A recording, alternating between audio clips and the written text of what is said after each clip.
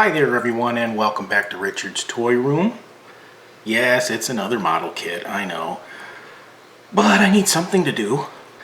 I guess my hiatus from models was short-lived, but I'm still doing other videos too. I like doing models, so I've got a lot of them to do, and they take a while, so as paint's drying and I'm doing details, sometimes I really just need to take a break, and that's when I work on the other stuff. So next one will definitely not be a model video, I'm sure.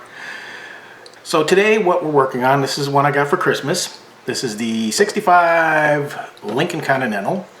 It is a convertible, and it also has the very interesting option of making it into a station wagon, which there was never such a thing. I mean, I guess the closest that came to being an actual car was a Mercury station wagon. But anyhow, that's actually a kind of fascinating option, but I don't know. I think I'm just going to stick with the convertible itself. As far as I see in all these parts, there is no convertible top. So you build it with the top down or you build it as a station wagon. There's nothing in between.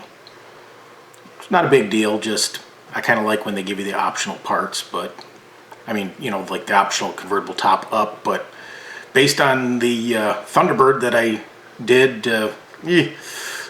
maybe it's a good thing they didn't give you the top because it probably wouldn't fit well. Anyway, so let's get back to the kit. So this is obviously not a new mold, probably put out as a new model promo. They used to give them away at the dealership when you bought a car, and I'm sure that's probably when this was first put out. It looks like a pretty fun kit to build. I say that all the time, and sometimes I regret it, but I've never had this in my model collection, so I'm looking forward to it. So let's take a look at the box. So here's the front, obviously, as you've been looking at as I've been talking. On the side here, they show you some of the custom parts that you can put on. The two end caps are the exact same as the top, and then on this side they show you how you can build the stock convertible. So that's what we're going for. Now I'm kind of leaning, I haven't decided yet, but I'm kind of leaning towards seeing if I can get the same or a real close color as the green on my 78 Lincoln Continental. And then I would do a emerald green leather interior on it so it would match the color scheme of my Lincoln. I think that would be pretty cool for me anyway, because then it would be similar to my car. I mean, they have very similar lines and proportions. Tangent again. So let's put the box aside and start out with the instructions. Now, right off the bat, I don't like these instructions. I don't like the ones that are this long sheet like this. You see, I can barely fit it in the camera. They're kind of irritating to work with. I like the ones that are more square or booklet shaped with a couple of pages or more. So, I'll just give you a quick rundown. There's nothing that unusual on here. Just they give you the stock and the optional engine stuff. And then you go to the wheels and tires, the interior, mounting the interior and stuff in the car. Wait a minute, why is that up to, oh, never mind. Then the wagon, here's where you start deviating from the convertible kit. It tells you how to start turning it into a wagon, what you have to cut out and what other optional parts you put in there. And you flip over to the back side and you start putting on the bumpers.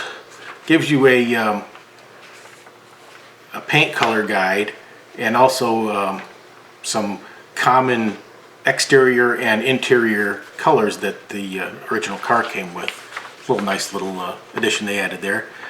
And here's where you can like really go nutso and turn it into some crazy George Barris looking station wagon here. And then you've got here where you can make it what they call the fantasy stock wagon, where it would look more like if Lincoln actually built a wagon.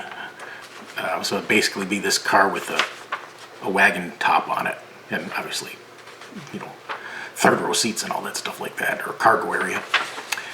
And that's basically it. There's not a whole lot of parts to the kit. So let's take a look at, let's get the tires out of the way first. So they give you 2 sets of 4 tires. Now I'll tell you what's neat about these tires. First of all, the white walls are pad printed, which is always a welcome plus in my book. These are brand name tires. They're Firestone for these white walls, and they're Goodyears for these white letter tires. Goodyear Polyglass.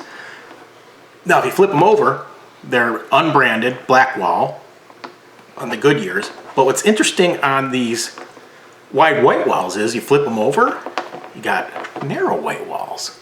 So you got the option. That's pretty cool. But I love the wide white walls. I thought about putting them on my Lincoln, but they were too expensive. I thought it was just a waste of money because they were very low mileage rated tires, and they cost like 3 times as much, so I just went with the ones like that. They look fine, but they would look kind of gangster, kind of cool with the wide white walls. Anyway, that's the tires. Let's get the white parts out here. As you see on this one right away, a lot of flash. Flash. Flash. Not really any flash on that one. Not flash on that one or that one. This is, that's basically, except for the body and the chassis and the interior bucket, that's all the parts of white parts that you get. So let's take a look at those. You've got, here's your wagon top that they give you. Kind of strange. It's got this giant glass that I've never seen on any real vehicle. So that would be one turnoff for why I would use that. But I think what you could do, the way they, the glass they put you in, you could actually paint it and it would look like it was just kind of like a raised feature of the top. So that that's always an option if you wanted to do it that way, so you wouldn't have to have that giant sunroof or whatever. You got some wheel backs there, and I guess that's a, I'm not sure if that's a stock rear body pan with some reflectors or if that's a custom pan, but so you got that. You got the hood. The hood opens. It's got its own little hinge pins on here, and the hoods on these open from the front. I mean, they pivot towards the front. They open from the back. Opposite of a normal car. Here's your bucket seats. Looks like a radiator and some fender skirts. Interestingly, this still has Erdl stamped in it. Not sure if that's showing up on the camera or not there. So it's the molds, at least, is hasn't been changed since the Erdl owned AMT, which they don't anymore. Here's a pretty nicely detailed dash. And the steering wheel with the column attached. Now, they don't give you any dashboard decals, which I'm okay with, but sometimes it's nice when it's a lot of fine detail. I believe this is the optional wagon rear bucket cargo area. And here's the back part of the seat. The back seat is molded into the interior bucket. And looks like some valve covers and heads, and I think those are telephones for custom parts. And the last tree, you got the engine firewall. Looks like, oh, that's interesting. Maybe that was a custom steering wheel, because here's another steering column here that looks a little bit more, well, I'm not sure. Guess I'll have to figure that out. I didn't look that close at the instructions to see. I didn't realize there was 2 steering columns. Anyway, for some reason they give you a roll bar. And your engine and transmission battery. That's a little license plate there. You can paint up, it says 1960. I hope it doesn't say 1966. It says 1965 AMT 3-in-1. So that's what you got there. And the last white parts you got are the big slug of plastic here. You got that's stuck on there. You got your giant chassis pan with everything molded in, rear end, exhaust, subframe members, gas tank. So that's all stuff you'd have to pick out on detail. Even the wheel wells. This is definitely has the appearance of what do you call those again? Promo.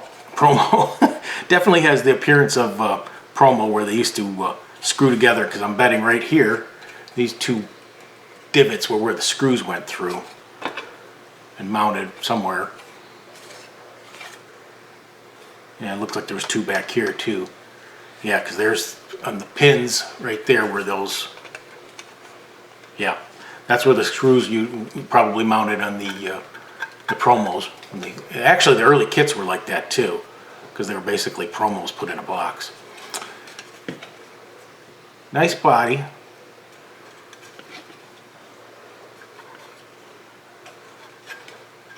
The moldings, emblems molded in.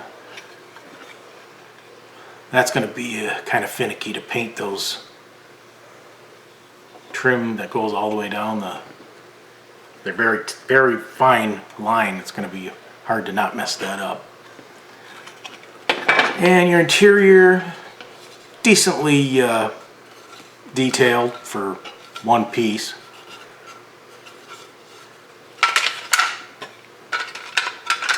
Yeah, like I said, not a whole lot of parts in this kit. So then you got your two metal axles and your taillights and reflectors molded in red. You've got, here's all your clear parts. I don't want to take them out because I don't want them to get scratched while I'm waiting, but you got some custom fender caps there that look like they're like light up lenses. And then also they come in like a charcoal or a smoky color, say all the same clear parts.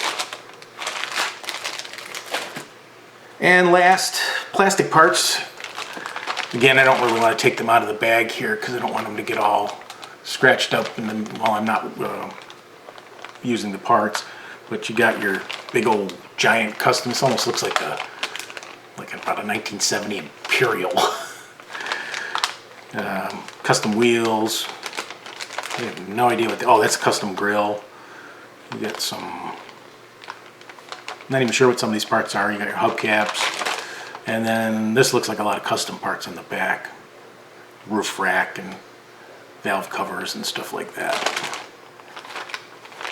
And that's all the parts in the kit. So last thing up is this gigantic decal sheet. Now this is kind of cool because you got, let me see if you can, you've got, well, you got some license plates, you got some doodads that nobody ever uses. Cool Cat or AMT Cat, whatever the hell you called. But you got some of your Continental and the Star emblems here that you can use on the car, because those would be really hard to paint small like that. You got some, looks like some wood grain, probably for the door panels, interior here. And then you've got these two different wood grain. This is like kind of like a country squire with the border and the light wood. And then you've got just this kind of custom, whatever you call it, wood grain. But what's interesting about this one here is they give you these little cutouts here. You can see all these. They fit into these slots. So these ones here are made for this model specifically. But if you take all these little pieces here, you can put them into these cutouts, and then you can use this on like almost any model. Then you just trim as you need to fit the model you're using. You can put it on a truck, you can put it on another car, and so it's like a little bonus they give you there. I suppose you could do that with these too, but these have a pretty unique. You'd have to find something that had a pretty similar wheelbase to use to use these on another car. So anyway, that's the whole kit. You saw all the parts, you saw the decals, instructions, so stay tuned.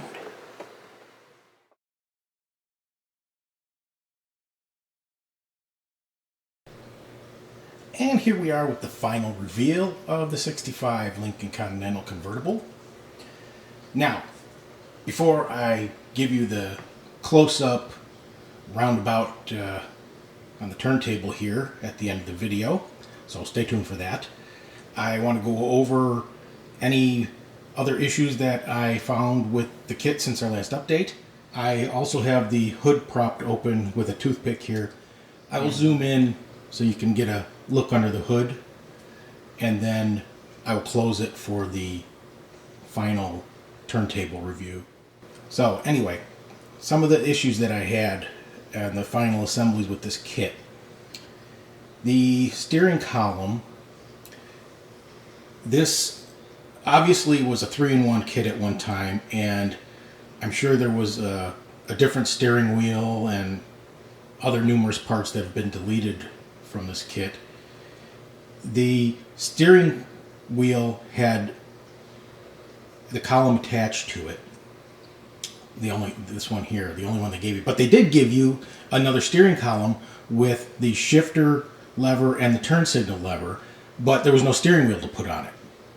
So what I did was I cut off the existing column on this one, and I glued it to the nicer steering column with the shifter handles, and I used that instead.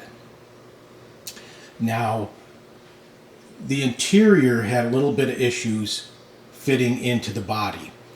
It may have something to do with the glass. I couldn't get it up all the way in the front here very well. I had to do a little bit of trimming.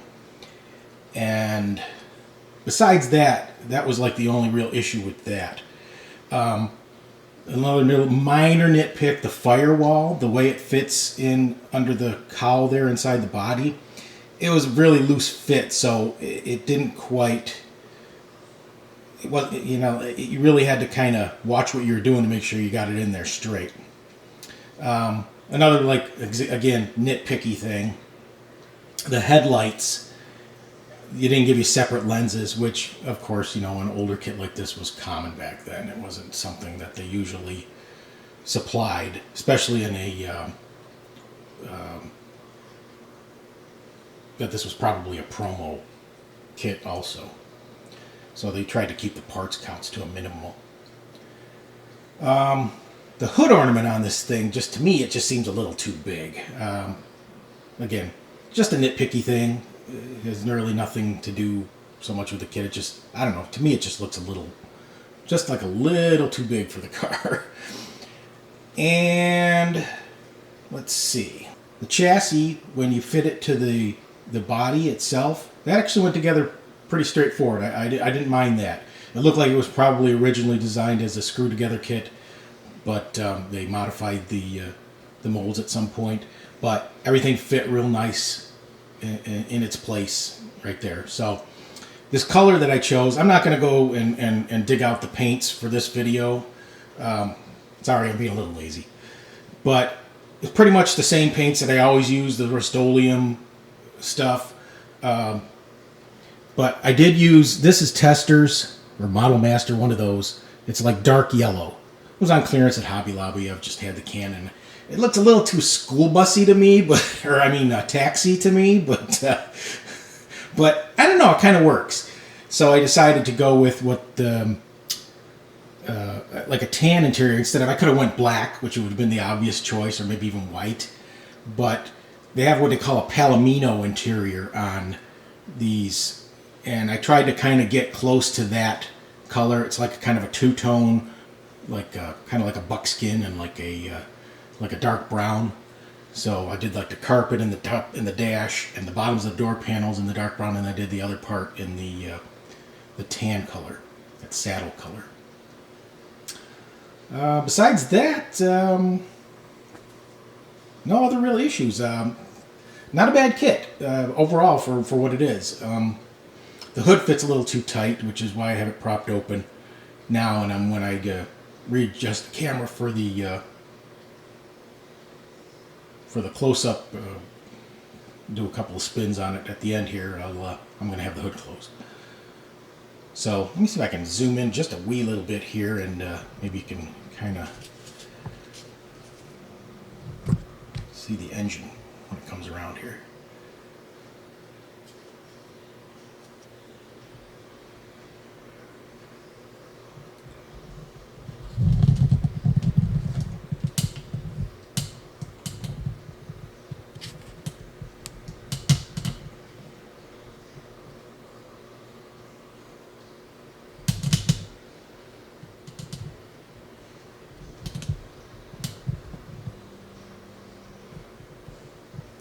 Alright, so stay tuned. I'm going to close the hood and get a little better angle and closer up, and that'll be the end of the video. Again, I'm going to say goodbye right now. Thanks for watching. Keep tuned for more videos. There's so many videos. I've got so many projects and things I want to do videos on. It's like almost overwhelming at this point. I kind of had to draw back a little bit because I've given myself so many projects to do, and I want to video them all, and I kind of getting to the point where I realize I might not be able to do that. So sometimes I just have to enjoy myself instead of worrying about, should I make a video on this? So anyway, again, thanks for watching.